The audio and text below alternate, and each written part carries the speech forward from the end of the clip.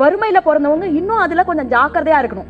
ஏன்னா நம்ம எவ்வளவு நல்லவங்களா இருந்தாலும் எங்கேயோ ஒரு இடத்துல இந்த தப்பு பண்ணுவோம். எங்க கையெடுங்க பாப்போம், கையை இப்படி வச்சுக்கோங்க, நான் சொன்னதை அப்படியே பண்ணணும். கண்ணத்துல கை வைங்க, எங்க வைக்க சொன்ன கையை நீங்க எங்க வச்சுங்க, சொன்னதை பண்ணா தெளிவா சொன்னதை தானே பண்ணணும்.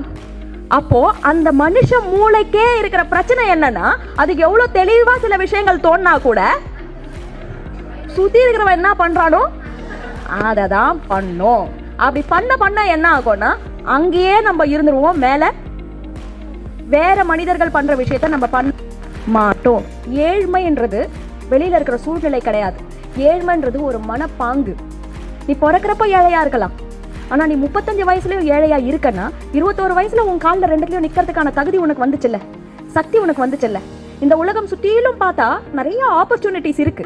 மனுஷனா ஆக்குறதே யோசனையோட சக்தி தானே, ரைட்? அந்த யோசனை இல்லாம இருக்கிறதா இருந்தா அப்புறம் எப்படி?